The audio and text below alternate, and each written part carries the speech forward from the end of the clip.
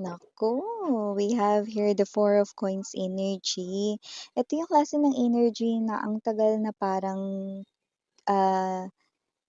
ah, nilihim 'no or kinip sa sarili 'no, ang tagal na tinago sa dibdib 'no. But yeah, ang nakakuha ng atensyon ko dito is this crown. So it looks like 'no, someone here 'no is magte-take na rito ng responsibility.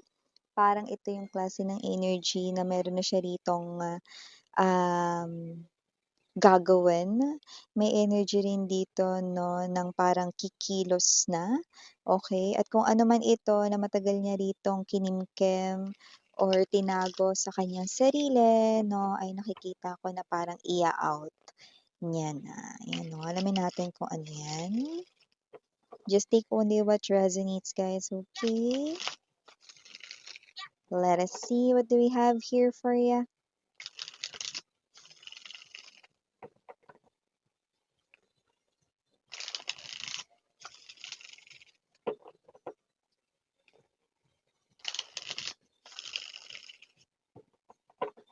Okay.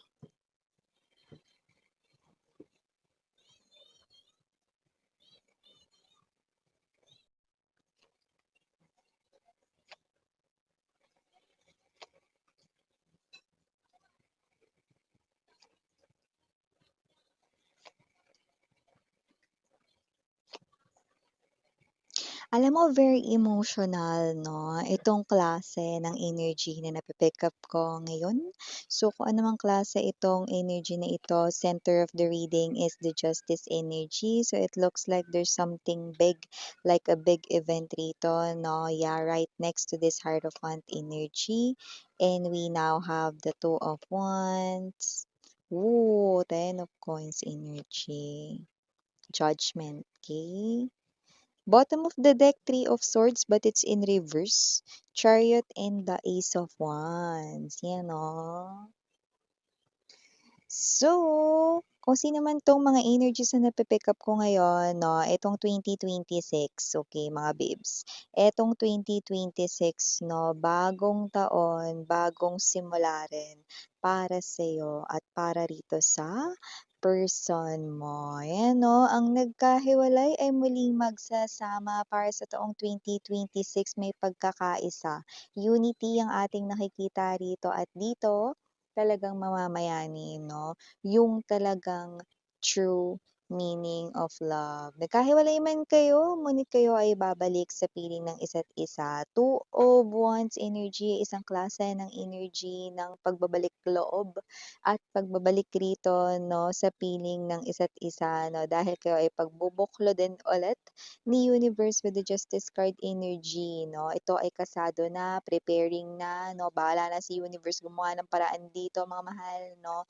All you need to do is okay, wait up until this person here 'no, ay muling bumalik sa inyong life. Ayun 'no, bagong taon at bagong simula rin para sa inyong dalawa 'no. At yun nga 'no, bago natin ito pag-usapan pa more, hi and hello there sa ating mga new viewers. My name is Yan, welcome new subscribers. Returning Istan buyers ko, thank you so much ha sa inyong walang sawang love and support for me. Kung di niyo pa alam, meron pa po tayong other channel link down below sa ating description box. At yun nga, wala tayo dito gender ba, lalaki, LGBT, lahat ay welcome dito na. So, maya-maya lamang salubong na natin dito ang Happy New Year! Happy New Year, mga babes, no? Sa aking mga bagong viewers, sa aking mga istambayers, puyaters, thank you so much na dahil isa na namang taon na nagsama-sama na naman tayo at isa na namang bagong taon na magsasama-sama ulit tayo rito na wala talagang kasawa-sawang nagsasama tayo every day. So, thank you so much sa inyong presence from the bottom of my heart. Sarangi! So, yun nga, no, I love you, ibig ko sabihin, no, in Korean. So, yun nga, mga babes, no, wala rin tayo dito gender, so ba lalaki, LGBT, lahat ay welcome.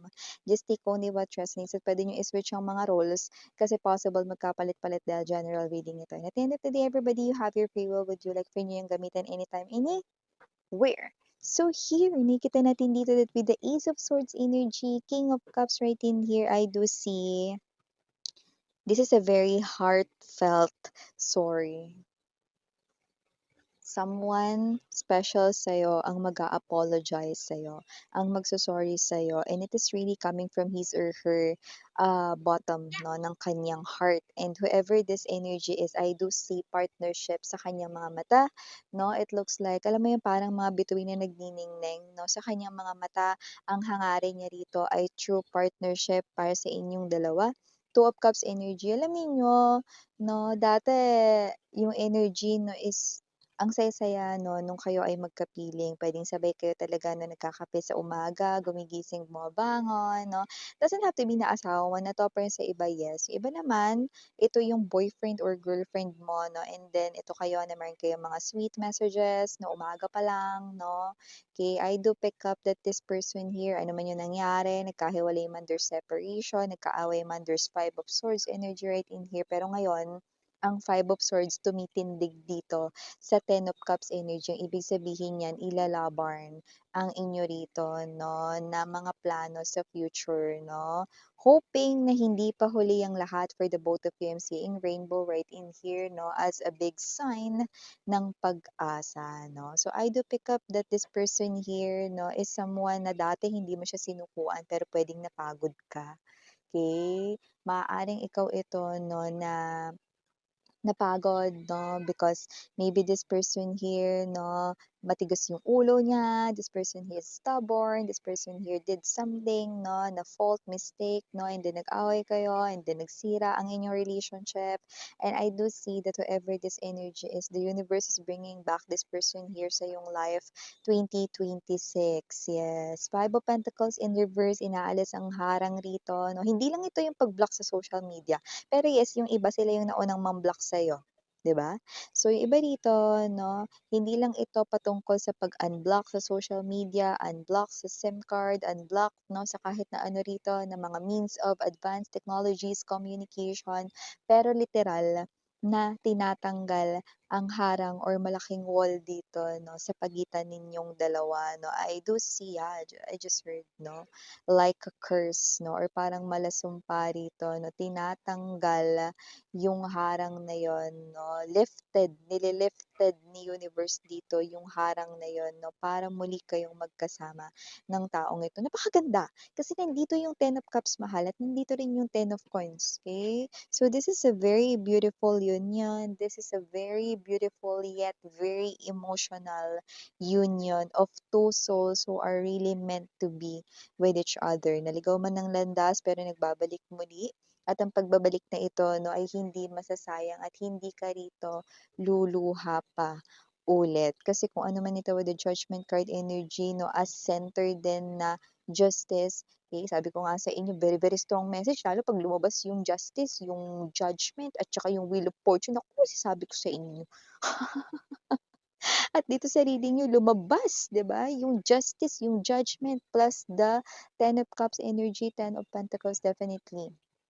10 is the number of ending. Mag-e-end na po ang inyong separation, mag-e-end na po ang inyong paghihiwalay ngayon, mag-e-end na po ang inyong no contact situation, because this person here, will end the silence between the both of you. And in the tarot, 10 is the last number and the next number would be 0 and then 1. Okay, ganun po sa tarot. So I do see that this person is ending this silence between the both of you and is about to take risk, take chance, just like the number 0, full energy, even though it's not here, and then having that fresh new start sa inyong relationship with the Hierophant, no? This person here, marami siyang ginawa para ayusin yung kanyang buhay at lalong-lalo na ang kanyang sarili, no? So definitely you will see a different person kapagka nakita mo siya, kapagka nagkausap kayo. Actually, pagkakita mo pa lang sa kanya masasabi mo na, makikita mo na, mararamdaman mo na 'no. I'm not pertaining sa kanyang physical appearance 'no, pero the energy, you will feel that instantly na nagbago yung person mo kahit before this person here magsalita. The first word bago lumabas sa kanyang lips 'no, lahat 'yon mararamdaman mo, yung pagbabago and everything 'no. And this person here, okay, sa lahat ng kanyang paglalahad, na kanyang mga pinagdaanan at sa kanya ritong pag-ibig para sa'yo, high chance maluluha siya rito, maiiyak. Kaya nga this is a very emotional union. This is a very,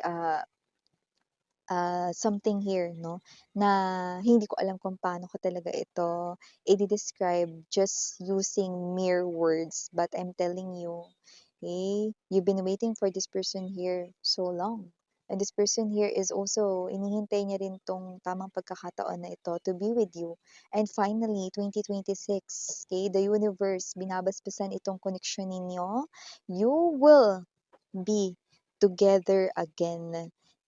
Dumaan man kayo sa magkaibang journey sa inyong life, pero muli kayo ritong pagsasamahin ng walang iba kundi ng taas. At ang inyong tadhana ay muling magkukrus dito, no? This time, wala ng pain, Three of Swords in reverse, wala na ring eepal. May third party man dati 'no, yung third party hindi naman laging someone else, pero yung iba yes, someone else yon. Puwede rin naman yun yung, tutol like puwedeng merong family member, merong someone na epal 'di ba, or ayaw tutol sa inyong koneksyon 'no. Lahat yon, okey, magbabago. Acceptance ang nakikita ko rito kung hindi ka man tanggap rito ng parents niya, ng family niya, ng kanya rito 'no, na kamag-anak, whatever. Hindi ka man tanggap ng mga friends niya rito or whatever. Okay, this time around is very different. 2026, okay, magiging malaya na kayong mahalin ng isa't isa. Okay? You do not need to say even just a word, and you do not need to lift your finger, no? Kahit yung pinky finger mo, no? Because the universe, okay, is bestowing this beautiful and amazing love story for the both of you. After all, kayo rin naman pala yung kakatuluyan dito 'no, yung magsasama talaga dito 'no, ng panghabang buhay. So yung mga tutulo sa'yo, yung mga ayaw sa'yo, magugulat ka, gusto ka na nila. They will treat you very nicely, okay. At hindi lang yon, yung third party kung meron man as in someone else, other woman, other man 'no, hindi mo na rin makikita yun kahit yung anino nun 'no. Hindi na, wala ng gano'n 'no, sa inyong panibagong chapter ng person mo. Okay, and I do see na magugulat ka because you will be with the same face, okay, same body na person, pero super lahat ng mga gusto mo na sana mabago niya dati, no? Ngayon, girl, I'm telling you, no? Or wala tayo ditong gender LGBTQs, no? Your person is sobrang binago ni universe. Sobrang binago ng inyong separation, no? O, nakita ko siya dito, may pagka-coward, may pagkaduwag, hindi man lang nagawang kamustahin kayo, i-chat kayo, i-message kayo, or even call you, at hindi man lang nagawa rito, no? Na gumawa ng kahit na anong paggalaw ng baso or aksyon. Pero, eto siya.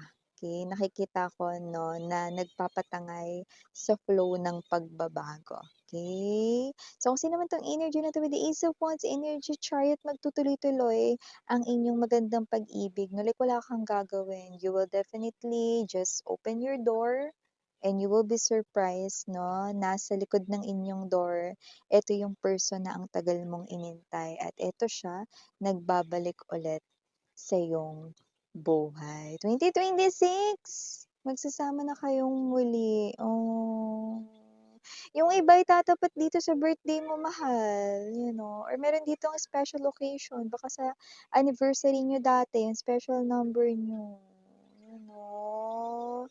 Alam mo parehas kayong maiiyak at maluluha kasi 'tong tao na 'to, hindi mo talaga akala 'to.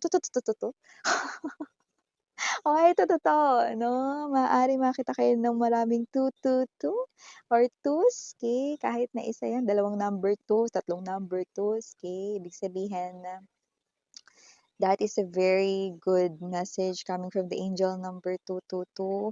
This is your soulmate for life, okay, and you will be together again. Ito tong person na ito 'no, eto hindi mo talaga inakala magbabalik 'to or you know, hindi mo talaga inakala, akala mo tapos na kayo long time ago, but hindi pala. Umpisa pa lang pala ng napakagandang love story for the both of you. For some reason 'no, nakita ko rito ng mga babes na puwedeng mahilig siya sa chicken or balat ng chicken, something to do with chicken, baka favorite niya yun, just take only what resonates 'no, ayan 'no. Okay, so for the initials right in here, yes, we do have una-una na capital letter M. We also have your capital letter P, capital letter R. We also have your capital letter T. And for the rest of the letters, we've got A. For letter I, maaring more than one po yan. We also have your letter C. And dito rin ang letter L. Mawawala ba dito ang letter U? And last but not the least, we've got the letter A.